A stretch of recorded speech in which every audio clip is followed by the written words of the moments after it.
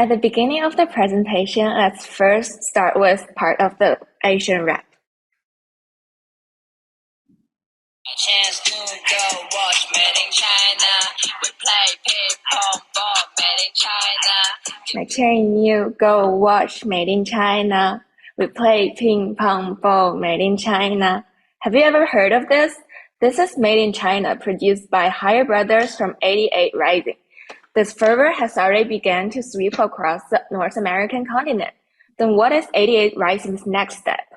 Here, we proposed a strategy called 88 Rising, Made in Asia, focusing on the original Asian rap for young Asian Americans. Although 88 Rising has achieved outstanding results, it finds itself at the crossroads when deciding where to head next. One, it could diversify its music genres and audiences, or it could remain a niche player. While making this decision, 88 Rising also needs to consider how it can remain competitive when facing external threats. When it comes to internal factors, the founder Sean Miyashiro wonders how to balance between control and scale. Our three strategies comprehensively tackle these challenges. The logic behind our strategies is to approach these issues from micro to micro, from industry to organization, from external to internal. To be more specific, we plan to do this through activating industry trends, cultivate rising stars, and elevating company sustainability. We suggest that 88 Rising maintain its current position and stick to its niche track. The music industry is composed of three parts: music publishing, live music, and recorded music. Within these, the recorded music industry has continued to thrive and achieve significant market growth from 2021.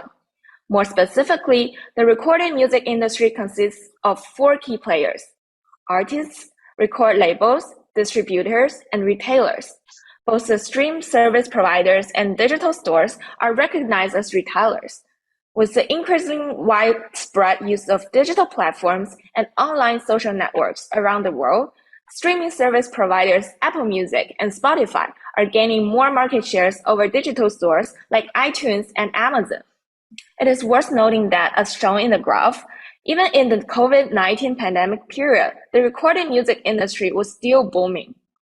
Rap is a special genre of the recorded music segment originated from the hip-hop culture. It weakens the inherent feature of music melody and emphasizes the rhythm and the expression. Gradually, many youngsters, including Asian Americans, have regarded it as a way to express their rebellious side. With the growth of an Asian American population, Asian rap see a rise in its market share. Meanwhile, more competitors are also on the way. Sony built Off Mute and Warner set up Asiatic Records, both fixing their gaze on this mouth-watering cake. Unless these newcomers, 88 Rising has already been actively participating in this field for a long time. As a hybrid record label, it has comprehensive business including artist management, video production, and marketing. The CEO, Sean Miyashiro, places high emphasis on Asian cool concept, continuously focusing on the marketing brand as a whole. Different from traditional record labels, 88 Rising carefully selects its artists who share the same vibe with the company. For instance, Jackson Wang from China, Rich Brian from Indonesia, Georgie from Japan, to show a consistent brand image. So far, 88 Rising has already formed its core artist team and eagerly awaiting for a concrete direction to dive deep in. We believe a good place to start for 88 Rising is focusing on the Asian rap genre and growing with it. To look at the big picture, the traditional recorded music industry is already a red sea with crowded players and loyal audience. Therefore, a wiser option for 88 Rising is to position differently, which is to stay niche in Asian rap. Only with enough accumulation of market power in Asian rap can 88 Rising step into other segments confidently. As the pioneer in this segment, the fate of 88 Rising is closely bound with the future of Asian rap industry. Therefore, our first strategy is aiming at making the industry prosperous and thus benefit ourselves. First of all, when we look back closely on the artistic feature of rap, we find Asian language actually a perfect match with it from a linguistic perspective. Each character in Asian language is pronounced by only one syllable, so it will be more flexible to fill in the lyrics according to the beats. Besides, you can always find numerous suitable characters to rhyme as long as they share the same vowels. For example, san, man, nan, fan are consisted of the same vowels and in Chinese, but mixed and matched with 4 different consonants, forming all different choices. These can ease the artist's stress when they're struggling to write the lyrics, facing the dilemma between precise expression and rhyming rules of the rap. Thus, this can liberate their creativity. For example, the song Best Friend is co-created by Japanese, Korean, and American artists in corresponding languages. It exemplifies that Asian language is as good as English when it comes to rap, if not better. Other endogenous advantages include diversified Asian culture, strong community identification, and also urgent need for expression. These can provide plenty of topics and content for rap creation beyond the phonetic strengths. Having been gifted the endogenous advantages, the spreading channels is the next step. Here we just illustrate 2 innovative and promising channels, 88 Rising New Concept Clubs and 88 Rising Head in the Metaverse. When it comes to the club, the operation mode is clearly shown in the slides. When you step into a typical 88 Rising club, you will be captivated by the strong beats and dazzling lights walking along to the bartender for your first drink. Spin your tequila or beer, you will dance towards the lighted stage surrounded by the crazy fans with our 88 Rising artists rapping on it. Through the scheduled performances, our artists are open to any challenging freestyle battle with any enthusiasts who are looking for chances to relieve stress and express themselves, pushing the atmosphere to reach a new height. Besides, every Saturday will be our surprising carnival night when we invite the mystery star guest from 88 Rising, attracting citywide young rap enthusiasts to gather around. And this offline immersive club will serve as a base for the Asian rap fan community, providing chance for rap lovers to connect with like-minded individuals and further promoting the 88 Rising flavor. We also opened up the prospective online channel with special cyberpunk vibe for 88 Rising rap involvement, Head in the Metaverse, originating from Head in the Cloud Music Festival. Fans access the music festival fantasy in Metaverse through VR glasses provided by our cooperator Wave VR, guaranteeing their access to rap atmosphere anytime and anywhere, whether it's a party night at home or alone longing for some pressure relief. Once entering your special designed VR scene captured in Harlem, an artistic landmark in New York City, users are enabled to interact with each other, take photos with rap stars, or just immerse themselves in a 360-degree surrounded visual and acoustic experience. The virtual open world itself naturally adds to the cyberpunk tone consistent with the essence of rap art, arousing users' desire to explore, express, and experience in the new vibe. And at the same time, 88 Rising would also take extra effort in protecting copyright. For example, the NFT or non-fungible token. This act of responsibility would protect the intellectual property of both metaverse scene designs and rappers, establishing a reliable attitude to the public. After 88 Rising have engaged more groups, how to maximize its impact?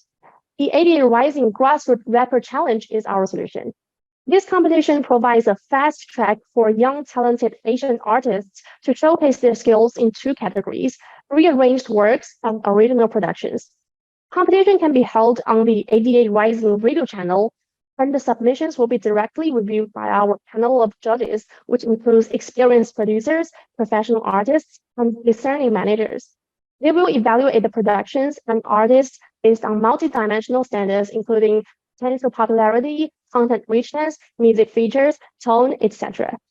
The exceptional champion will not only receive a substantial cash prize, but more importantly, contract with 88 Rising. So with this challenge, our aim is to promote Asian culture, encouraging more artists to explore Asian rap genre, inspire talented individuals to create outstanding works, and comprehensively accelerate the growth of the industry. Furthermore, it allows us to save costs on mass and blind talent identification processes as artists actively approach us, creating a better opportunity for mutual selection. With all these approaches trying to boom the Asian rap industry and 88 Rising brand image, we also hope to turn 88 Rising from a substitute into an attitude. Constructing synergetic relationships with friends in different walks of life can exactly show the pioneering lifestyle and even spark more possibilities. Here are some good examples that 88 Rising can consider. 88 Rising can collaborate with some dancing studios like the famous Millennium Dance Studio. As well, through the collaborations with film industries like Netflix or Walt Disney Pictures, 88 Rising can create OST or original soundtracks for film and television productions. Furthermore, 88 Rising can design co-branded products to lead a new trend.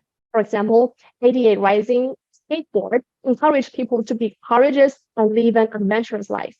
And also co-branding a self-driving car powered by electricity advocates the lifestyle of embracing high-tech and ESG. 88 Rising can even boldly cooperate with SpaceX and pin the 88 Rising brand name on the rockets to Mars. And think about it, what an amazing feat that would be. So the possibilities are infinite to explore. No matter how 88 Rising connect with other industries, what we want to convey is that 88 Rising is always standing with the young rap enthusiasts. Where there's a pioneering spirit, there is 88 Rising. Or more briefly, 88 Rising everywhere. In addition to being a powerful promoter of the industry, 88 Rising is also a strong supporter of its artists, bringing them extensive freedom in their song creation and providing resources through the 88 Rising Star X Partnership Program. The first program focuses on internal cooperation, aiming to foster synergies within 88 Rising. Artists have the option to collaborate with other members in the community to co-create songs, videos, or stage performances. This program rotates on an annual basis, giving all members increased opportunities to explore diverse cooperative possibilities and synergies with different partners. Moreover, 88 Rising Stars are encouraged to transcend the boundaries of music. Furthermore, our company encourages collaborating with fashion or luxury brands and assets rap stars in establishing their own online shops. We provide a unified platform that simplifies the process of launching and managing these shops, leading to cost-effective solutions. Decentralized management also facilitates smoother collaboration in designing and manufacturing joint products. In addition to a wide variety of partnerships, what else can 88 Rising offer to its artists, or what can it do to attract potential artists looking to sign to a record label? Well, here, 88 Rising offers artists a platform to share behind the scenes of the creative process through short documentary-style concept videos. These videos will allow the audience to have a deeper understanding of the artist and their work, though understanding their backstory and inspirations, creative process, studio recording process, and the larger message behind the work. In other words, 88 Rising's concept videos are different from the standard music videos and interviews we see on online streaming platforms, as they put emphasis on sharing value and meaning. To further tackle the challenge and balance between control and scale, and elevate sustainability in governance, we also take efforts in optimizing the company structure of 88 Rising. We plan a professional rapper scouting team focusing on inclinations, acumen, and industrial network, relieving CEO's burden and thus promotes expansion. No more than 10 members make up the whole team to guarantee the operating efficiency. Members are required to possess a taste of rap art similar to 88 Rising's core value, keen observational skills on market trends, and personal charisma to promote collaboration with rap talents. Also, they need to keep regular and close communication with team director Sean. Their important role in the whole company accounts for why they're called the think tank of the 88 Rising. Moreover, there are 3 core departments in the company that works in different perspectives, comprehensively forming a well-functioned and effective teams. They are artist management, marketing and publicity, and digital and social media. 88 Rising is a company placing extremely high value and priority into its rappers. Thus, members of AM shall not only possess basic communication and management skill, but also have at least some basic understanding of rap to try its best to provide a creative and restriction-less environment for rappers to thrive. MMP and DNSM make efforts in offline and online, traditional and new rising forms of promotion, respectively. They specifically target the growing Asian American population, exploiting various media like streaming, social network, offline rap clubs, and even metaverse mentioned in our previous sales strategy. These departments act as an external-oriented and in AM Rising, complementing the internal-oriented AM department mentioned above. To align with the growing societal focus on ESG topics, we have undertaken an examination of our possible actions in this regard. From an environmental perspective, we can lean our resources toward green initiatives. For example, from an environmental perspective, we can implement digitalized labels to reduce carbon emissions associated with physical record production, and we're shifting towards more online video promotions as opposed to traditional offline tours. From a social standpoint, our primary objective is to challenge and eliminate social stereotypes surrounding Asian Americans. We are actively raising funds for charitable activities and advocating for minority groups based on race, gender, and other factors. We aim to create a more inclusive and equitable society. Regarding governance, we are in the process of developing a more decentralized decision-making system and refining our artist development plan. Our goal is to establish a more transparent and effective governance structure within our organization. Ultimately, our objective is to promote our brand image to the public and our community of artists. We aim to differentiate ourselves by presenting the concept of Asian cool rap intertwined with the values of ESG, thereby breaking through the noise and capturing attention in the market. We have identified 4 key risks in our strategies and outlined potential mitigation measures. The reverse risk is the high cost associated with 88 Rising Club's metaverse construction and artist packaging.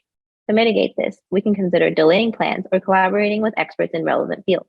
The second risk is the unsuccessful promotion of the 88 Rising Challenge, the metaverse concept, and the Asian rap concept itself. To address this, we should implement pilots first, invest in marketing, and focus on improving overall brand presence. The third risks involve collaboration with well-known artists and lifestyle brands. One way to mitigate this risk is by incentivizing collaboration, such as offering a higher share of sales commission to partners. Lastly, there is risk of inefficient company internal structure expansion and ESG efforts. To prevent this, we can learn from other companies and industries that have made a positive impact in similar areas. It's important to note that while these risks have been identified, 88 Rising is a leader in Asian rap and is unlikely to encounter many of these risks. Furthermore, based on a risk matrix assessment, strategy 1 and 2, leveraging Asian rap trends and cultivating rising stars, should be given the highest priority, followed by strategy 3 from a long-term perspective. To view our strategies from a more holistic approach, we have proposed the displayed timeline and resource allocation plan. We will prioritize building a scouting team and establishing a pilot club, as these are crucial for artist scouting and increasing our fan base. Simultaneously, we will initiate collaborations with lifestyle brands and launch video streaming initiatives, which are longer strategies requiring sustained efforts. The next focus will be on our challenge, as it relies on a certain fan base to increase influence. Finally, we aim to launch our metaverse, which currently remains an ambitious vision. Regarding resources, our initial investment will be relatively high, but gradually decrease over the long term. And as costs decrease, we expect a steady increase in fan base and profitability. In conclusion, Asian rap is such a promising track, and we believe that the priority for 88 Rising is developing in this niche track and guarding its position against other competitors. Let me finish our presentation with a lyric from 88 Rising's song, California. I can hear the scream through the silence now. For 88 Rising, we can see the booming through the accumulation now as well. Thank you.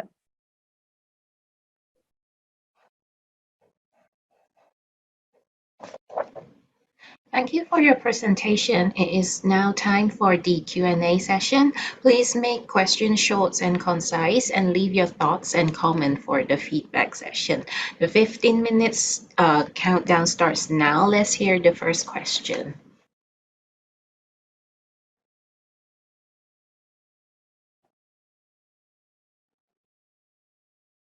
Ladies, nice presentation. Thank you very much. I wonder if you can go back and show me your assessment of the some of the risks and how you think about, the close association between the company and what can be a very volatile celebrity style of person. You talked a little bit about how you might manage that. Tell me how you came to those conclusions.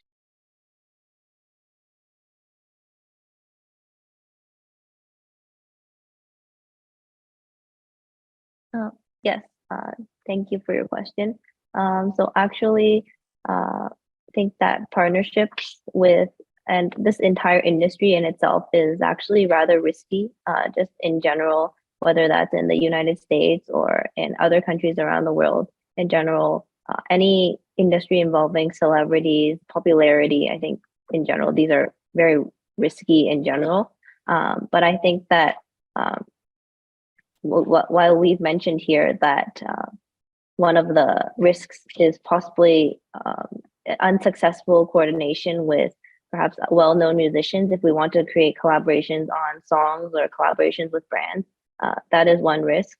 So what we wanted to do was to perhaps incentivize this collaboration, perhaps increasing commission from sales of a song from collaboration with celebrities, as well as just trying to find ways to increase incentives to collaborate. And I think also importantly to kind of promote collaboration, it's also important to improve the overall brand image and increase its presence in this industry in order to actually attract collaboration.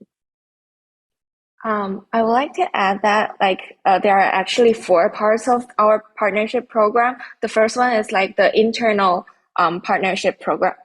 Just wait a minute. Let me switch to the slide. This one. Yeah, there are 4 parts of these partnership program. The first one is like the internal collaboration. This has very low risk because it's just like peering up our own artists and on an annually basis. So since they are all our own artists, this is a win-win situation for both of the artists and also our company. And the second one was like external singers or gamers or artists. There are many potential choices. So even though we might face some risk while we are targeting a specific person, I think if we broaden the industry choices, we can diversify the risk and to actually create a more innovative partnership program. And also we would like to partnership with the brands that can improve our artists' personal image. And also we will encourage our artists to open their own online shops to generate income on one hand, and also to enhance the interactions with his own fan community. So these are like the comprehensive partnership program. And we think that through the different channels, we can diversify the risks overall. Thank you.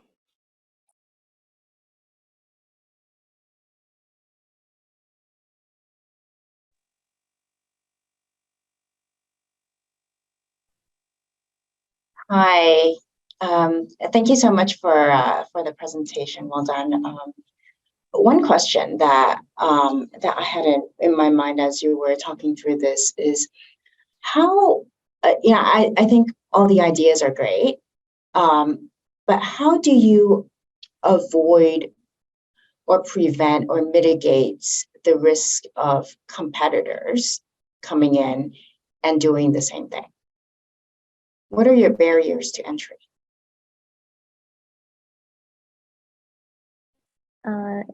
Yes, I think that of course there are a lot of quite a few competitors. For example, like Sony, Warner, and also Universal. And I think that what differentiates ADA Rising from these brands is that those companies, their focus is more on how they can kind of advertise and market and package individual artists.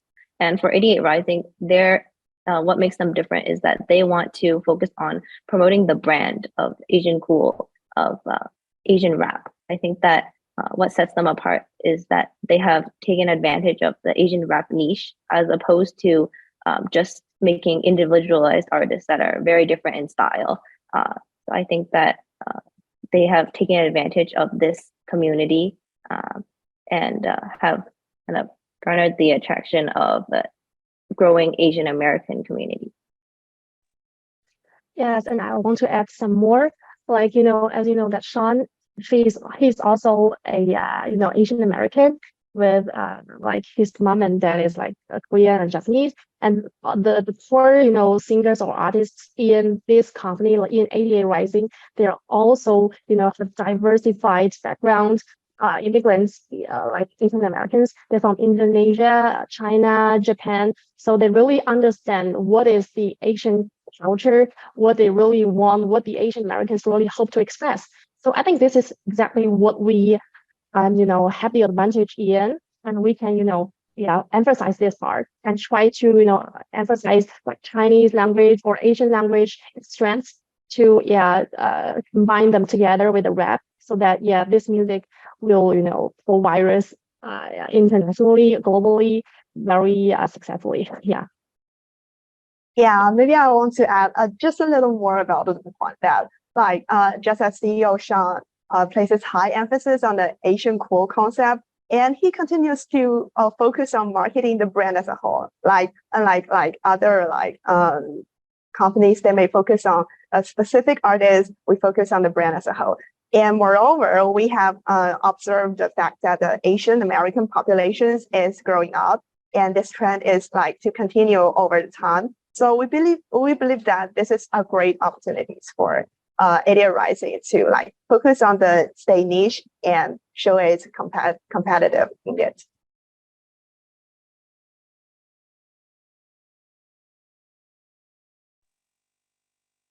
Thank you. Ladies, can you speak to the potential management challenges with regard to the reorg and whether or not there's basically adequate, internal human resources to actually execute this strategy, or whether they really need to bring in some outside people? How would you approach that? I think one of the risks is that maybe you select some management people in this company to reorganize your structure. However, the people don't have the same taste of art. Art is a very personal thing. But if 88 Rising want to stay a consistent image to the public, they have to agree with each other internally so that they can fight in the same direction. But this is really hard to make a promise at the beginning, because you cannot understand the whole taste of the art of the people, a person. So I think this is one of the risks. It's like how to stay consistent together from the up to the downward about the structure and your arts taste and direction. Yeah, it's like to tackle this risk, like we have created the so-called 3-level structure. The highest is, of course, the CEO and the chief producer, and we add this rapper scouting team. And the aim that we add this rapper scouting team is to first lower the burdens or relieve the CEO's burden. So it is the CEOs can do much important things, and also it is just for expansion, because if we have more talented people in our team, we can recruit and look for talented artists. We can do some industrial networks and other inclinations. So we call this the 88 Rising think tank, and we require the team members to have a strong enthusiasm in rap, and they have to know about the industry. So I think that the building of the rapper scouting team can imitate this risk. Can you hear me okay? Yeah. Oh, excellent. Oh, sorry. Thanks again for the presentation. You ran through a few metrics and some numbers in your sort of implementation slide and some goals there for around views and the fan base and so forth. Could you just walk us through sort of how you came up with those and sort of what your thinking was behind them, and any of the risks related to those ambitions?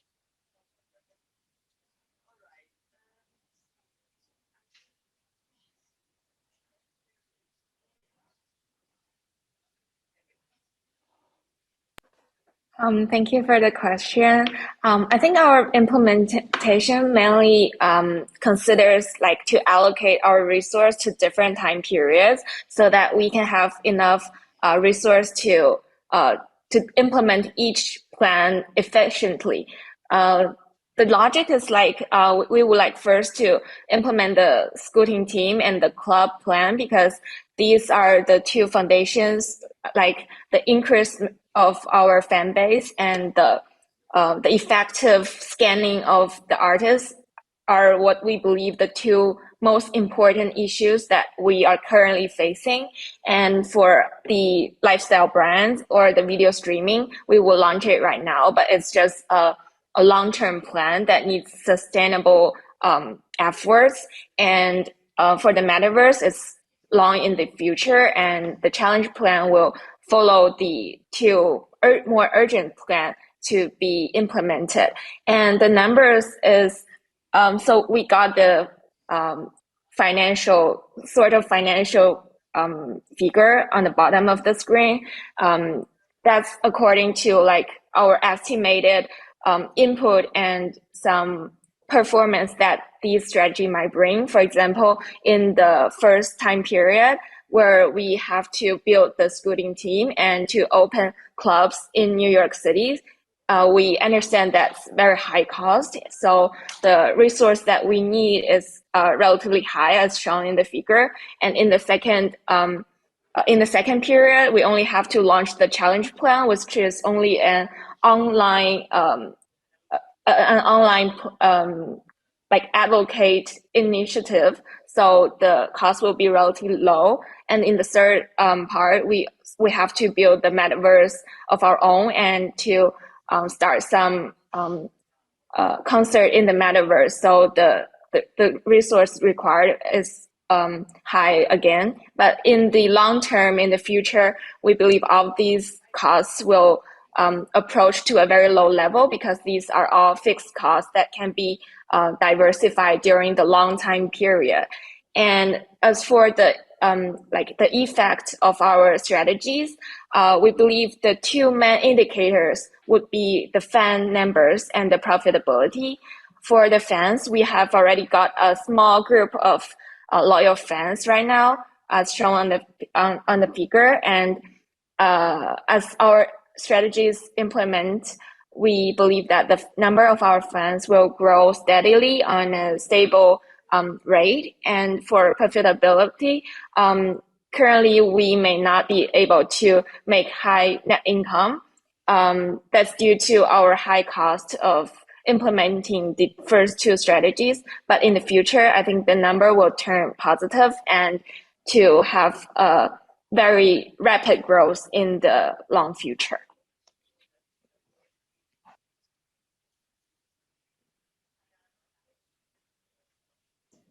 We still have another minute. Is there any more questions, or is there anything the student would like to add? Just No? one last question. Do you think that they need actually a real financial partner? Because one of the challenges that they're going to face, right, from Sony and the other guys is the ability to pay upfront money to the artists. Do you think they have the capacity to do that, or do they need somebody with deeper pockets?